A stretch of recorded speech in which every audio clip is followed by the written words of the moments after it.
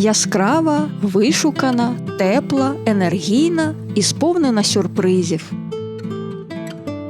Такою є Барселона – крупний промисловий та культурний центр Іспанії, столиця автономної області Каталонія. Це єдине місто у світі, нагороджене британською королівською золотою медаллю за архітектуру, яка зазвичай присуджується окремим особам. Наш 4-денний маршрут Барселоною включає її найкращі визначні пам'ятки. Місто має досить розвинену транспортну систему, яка охоплює всі його райони і деякі передмістя. Існують різні види проїзних квитків. Для туристів кращим варіантом стане Hola Barcelona Travel Card. Він дозволяє здійснювати необмежену кількість поїздок усіма видами громадського транспорту.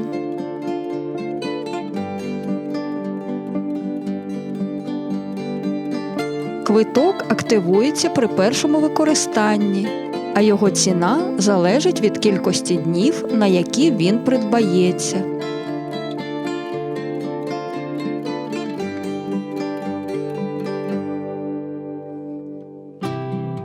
Своїм унікальним виглядом Барселона насамперед завдячує архітектору Антоніо Гауді. Він черпав натхнення у природі, яка не знає прямих ліній.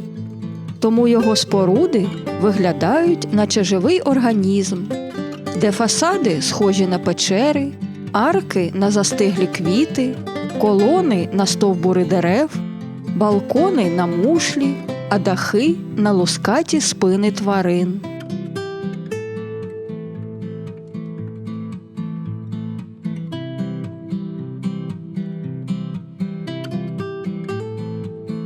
Найвідомішою будівлею архітектора став храм спокути Святого Сімейства, або за каталанською назвою Саграда Фамілія. Доїдемо до нього на метро, вийшовши на одноіменній станції. Зведення храму розпочалось у 1882 році і триває донині. Повільність будівництва пояснюється тим, що воно фінансується виключно на приватні пожертви. Також його затримує складність виготовлення кам'яних блоків, які вимагають індивідуальної обробки. Гауді присвятив своєму проекту понад 40 років життя. Він майже не використовував креслення, лише робив ескізи та постійно імпровізував на ходу. А втім, конструкції, які він застосовував у кінці 19 століття, вражають навіть сучасних інженерів. Наприклад, залізобетонні колони, на яких тримається склепіння храму, заглиблюються у землю на 20 метрів і здатні витримати 7-бальний землетрус. Саграду Фамілію планують завершити до 2026 року. Вона матиме 3 фасади та 18 веретеноподібних веж. Центральну вежу увінчає гігантський хрест.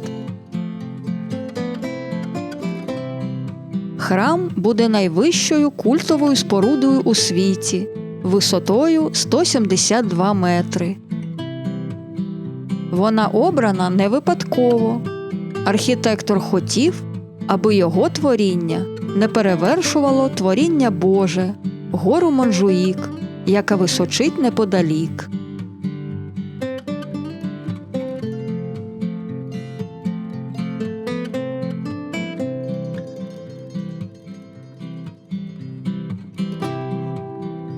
Не менш знаменитим шедевром Антоніо Гауді є парк Гуель, збудований ним на початку ХХ століття. Їдемо на метро до станції Лєсепс. Назва парку походить від прізвища підприємця і мецената Еусебі Гуеля. Він придбав велику ділянку землі, щоб створити на ній житловий квартал. Але барселонці не хотіли селитися на околиці, тому бізнес-проект зазнав невдачі. Згодом ділянку викупила мерія міста і відкрила громадський парк.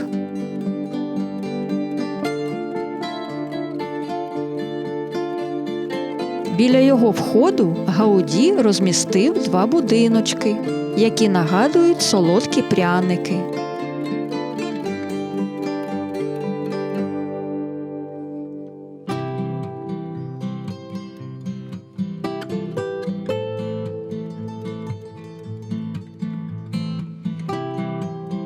Центральне місце у парку належить подвійним сходам.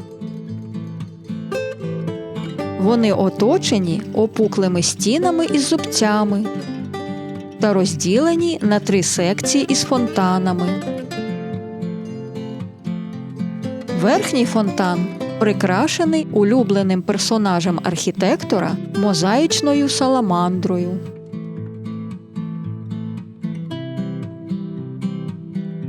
Сходи ведуть до зала 100 колон. За задумом, він слугує прихованою системою водопостачання. Усередині колон містяться труби, по яких дощова вода стікає у спеціальну цистерну. Зал має чудову акустику. Сьогодні у ньому часто проводяться концерти. Одночасно він виступає балконом верхнього майданчика, уздовж якого тягнеться безперервна вигнута лава.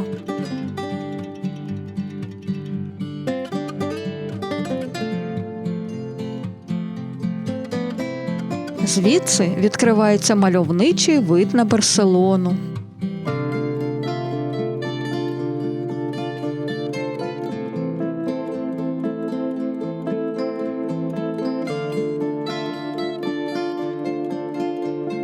На території парку прокладена мережа пішохідних доріжок, а також кам'яних галерей, які виступають зі схилів пагорба.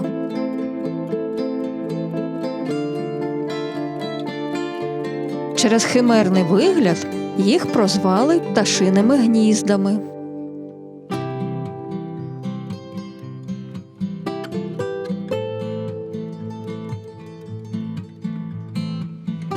У Барселоні є ще декілька споруд, зведених Гауді на замовлення шанувальника його таланту Гуеля. Одна з них – розкішний палац Гуель із сірого мармуру, з параболічними арками, гербом власника та різнобарвними баштами.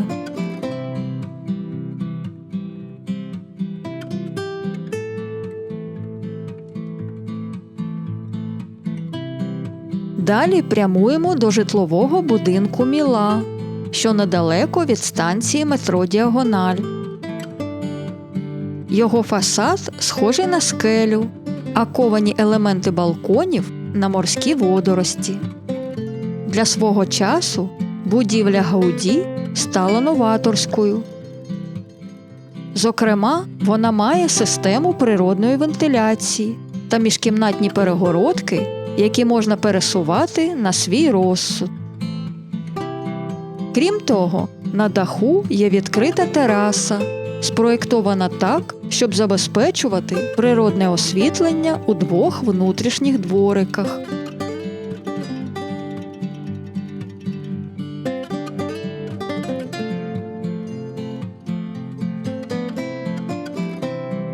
У пішій доступності знаходиться квартал, відомий як Острів Розбрату.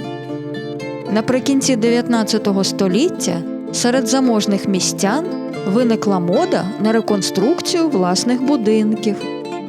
Для виконання робіт вони почали залучати визначних архітекторів-модерністів. У результаті пліч-опліч розташувались одразу 5 споруд – Лео Морера, Мульєрас, Бонет, Амальє і, звісно, будинок Больйо незрівнянного Антоніо Гауді. Оскільки між зодчими точилося запекле професійне суперництво, квартал отримав таку назву. Продовження нашої подорожі Барселоною дивіться в наступному випуску. Якщо ви хочете побачити більше відео про захопливі подорожі найцікавішими містами світу, ставте лайк та підписуйтесь на наш канал.